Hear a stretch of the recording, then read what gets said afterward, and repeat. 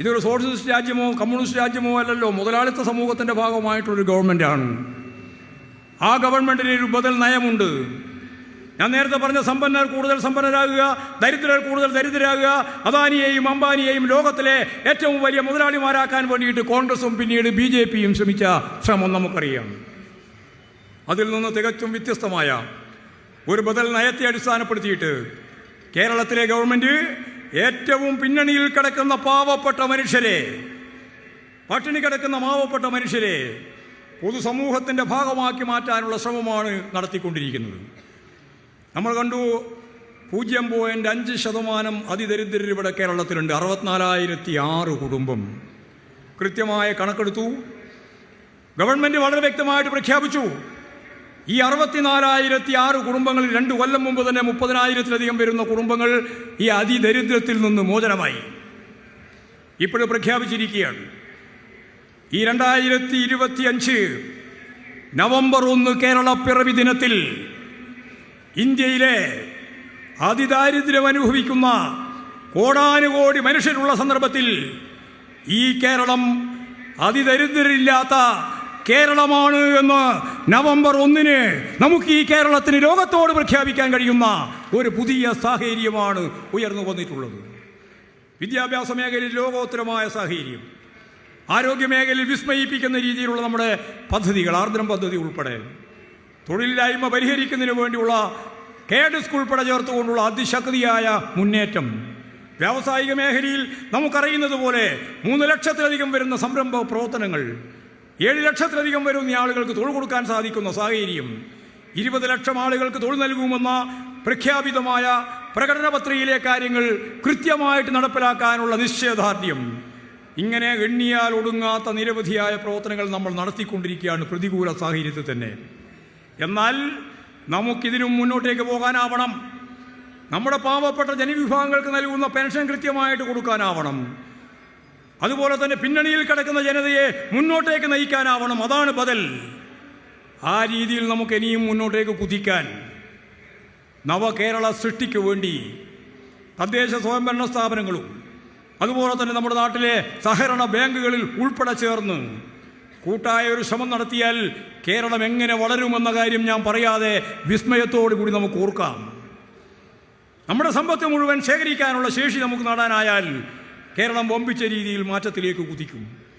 ഇങ്ങനെ ഈ കേരളത്തെ ഒരു പുതിയ കേരളമാക്കി മാറ്റാൻ ഒരു 10-20 വർഷം കൂടി കഴിയുമ്പോഴേക്ക് ലോകത്തെ വികസിത രാജ്യങ്ങളിലെ, അവികസിത രാജ്യങ്ങളല്ല, വികസിത രാജ്യങ്ങളിലെ, അർദ്ധവികസിത രാജ്യങ്ങളിലെ ജനങ്ങളുടെ ജീവിത നിലവാരത്തിലേക്ക് കേരളത്തിലെ ജനങ്ങളുടെ ജീവിത നിലവാരം ഉയർത്താനുള്ള ലോകോത്തരമായ പദ്ധതിയാണ് നവകേരളത്തിൻ്റെ ഭാഗമായിട്ട് പുതുവഴികളിലൂടെ ഈ കേരളം നേടാൻ പോകുന്നത്.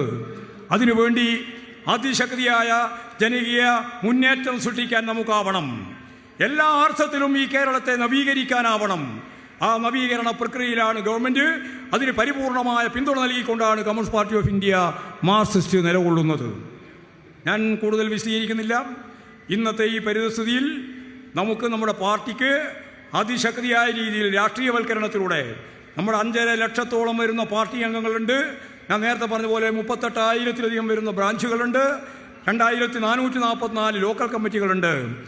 ഈ സംഘടനാ രംഗത്ത് അണിനിരന്ന മുഴുവൻ പാർട്ടി സഖാക്കളെയും പാർട്ടി മെമ്പർമാരെയും പാർട്ടി കേഡർമാരെയും രാഷ്ട്രീയവൽക്കരണത്തിലൂടെ മുന്നോട്ടേക്ക് നയിച്ച് സംഘടനാബോധവും രാഷ്ട്രീയബോധമുള്ളവരാക്കി മാറ്റി തെറ്റായ എല്ലാ പ്രവണതകളിൽ നിന്നും അവരെ മോചിപ്പിച്ച് ഈ നാടിലെ ഏറ്റവും പ്രധാനപ്പെട്ട കരുത്തുറ്റ പാർട്ടി നേതൃത്വമായി നമുക്ക് ഓരോരുത്തർക്കും മാറാൻ സാധിക്കുമ്പോഴാണ് വിശ്വസ്തയോടെ മനുഷ്യർ കാണുന്ന ആൾരൂപമായ കമ്മ്യൂണിസ്റ്റ് പാർട്ടിയുടെ നേതാക്കന്മാർക്കുള്ള അംഗീകാരവും നേതാക്കന്മാർക്കുള്ള സ്വീകാര്യതയും നേടിക്കൊണ്ടാണ് പാർട്ടിക്ക് വളരെ വേഗം വളരാൻ സാധിക്കുക.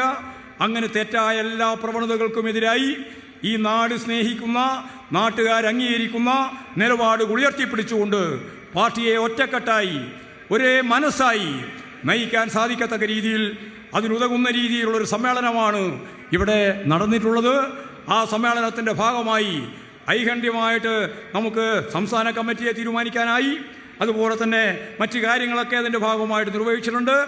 സംസ്ഥാന സെക്രട്ടേറിയറ്റിനെ നമ്മൾ പുതുതായിട്ട് തീരുമാനിച്ചിട്ടുണ്ട്, തിരഞ്ഞെടുത്തിട്ടുണ്ട്. ആ കാര്യങ്ങളെല്ലാം വെച്ച് നമുക്ക് പാർട്ടിയാകെ മുന്നോട്ടേക്ക് നയിക്കാൻ സാധിക്കണം. അതിന് ഈ കൊല്ലത്തെ ജനാവലി സമ്മേളനവുമായിട്ട് ബന്ധപ്പെട്ടുകൊണ്ട് ഇതിൻ്റെ ചെലവുകൾ നിർവഹിക്കുന്നതിന് പാർട്ടി മെമ്പർമാരും കുടുംബങ്ങളും കാണിച്ച ഏറ്റവും ആവേശകരമായ പിന്തുണ അത് രാജ്യത്തിന് തന്നെ മാതൃകയാണ്.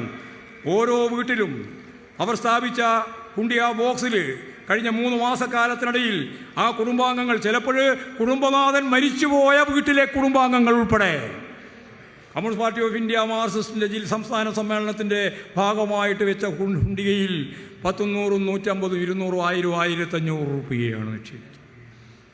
ഞങ്ങളിത് ഓരോന്നും ഇപ്പോൾ ശേഖരിച്ച് വരികയാണ്. ഏതാണ്ട് അതിൻ്റെ അവസാനമായി 2,50,00,000 ഉറുപ്പികയാണ് പാർട്ടി കുടുംബാംഗങ്ങളിൽ നിന്ന് ഈ സമ്മേളനത്തിൻ്റെ ഭാഗമായി ശേഖരിച്ചത്. അധ്വാനിക്കുന്ന വർഗത്തിൻ്റെ പ്രവർത്തനത്തിന് അധ്വാനിക്കുന്ന വർഗത്തിൻ്റെ തന്നെ ചെലവ്. ആ ചെലവിലൂടെയാണ് ഈ പാർട്ടി സമ്മേളനങ്ങൾ നടത്തുന്നത്, പൊതുവെ പാർട്ടി പ്രവർത്തിക്കുന്നത്. ഇവിടെ പറഞ്ഞതുപോലെ ഈ സമ്മേളനത്തിൻ്റെ അനുബന്ധമായി നടത്തിയ ഒരുപാട് പദ്ധതികൾ, പരിപാടികൾ, അതെല്ലാം ജനകീയ വിദ്യാഭ്യാസത്തിൻ്റെ ഭാഗമാണ്. ഞങ്ങളിന്ന് കണ്ടു, ജനകീയ വിദ്യാഭ്യാസം ശക്തിപ്പെടുത്തണം കേരളത്തിൽ. വർഗീയ ശക്തികൾ പിടിമുറുക്കുന്ന ഇന്ത്യയിലും അതിൻ്റെ ഭാഗമായിട്ടുള്ള കേരളത്തിലും കമ്മ്യൂണിസ്റ്റ് പാർട്ടിയെയും പ്രസ്ഥാനത്തെയും ആകെ മുന്നോട്ടേക്ക് നയിക്കാൻ സാധിക്കത്തക്ക രീതിയിൽ നമുക്ക് സൂക്ഷ്മാംശത്തിൽ വളരെ ഫലപ്രദമായ രീതിയിൽ മുന്നോട്ടേക്ക് പോകാനാവണം. അതിന് പാർട്ടിയാകെ സജ്ജമാക്കണമെന്ന ലക്ഷ്യബോധത്തോടു കൂടി തന്നെയാണ് സാമ്രാജ്യത്വ ശക്തികൾക്കെതിരായും വർഗീയ ശക്തികൾക്കെതിരായുള്ള പോരാട്ടം ശക്തിപ്പെടുത്താൻ തീരുമാനിക്കുന്ന ഘട്ടത്തിൽ തന്നെ സംഘടനാപരമായി ഉത്തരവാദിത്തം ഏറ്റെടുത്തുകൊണ്ട് മുന്നോട്ടേക്ക് പോകാൻ നമ്മൾ തീരുമാനിച്ചത്. വരാൻ പോകുന്ന തദ്ദേശ സ്വയംഭരണ സ്ഥാപനങ്ങളിലേക്ക് നടക്കുന്ന തെരഞ്ഞെടുപ്പും അത് കഴിഞ്ഞാൽ മെയ്യിൽ നടക്കാൻ പോകുന്ന അസംബ്ലി തെരഞ്ഞെടുപ്പും നമ്മെ സംബന്ധിച്ച് വളരെ പ്രധാനമാണ്. ഒരു സംശയവുമില്ല, സഖാവ് പിണറായി വിജയൻ നയിക്കുന്ന ഇടതുപക്ഷ ജനാധിപത്യ മുന്നണിയുടെ 2ാം ടേമാണിത്. 3ാം ടേമിലേക്കാണ് നമ്മുടെ യാത്ര. ആ 3ാം ടേമിലേക്ക് കേരളത്തെ നയിക്കത്തക്ക രീതിയിലുള്ള പ്രസ്ഥാനത്തിൻ്റെ കരുത്തായി CPM-നെ വളർത്തിയെടുക്കുന്നതിന് വേണ്ടിയുള്ള ബോധപൂർവമായ പ്രവർത്തനത്തിൽ എല്ലാ ജനവിഭാഗങ്ങളുടെയും പൂർണ്ണമായ പിന്തുണയുണ്ടാവണം എന്ന് മാത്രം ചൂണ്ടിക്കാണിച്ചുകൊണ്ട് ഞാൻ എൻ്റെ വാക്കുകൾ ഉപസംഹരിക്കുകയാണ്.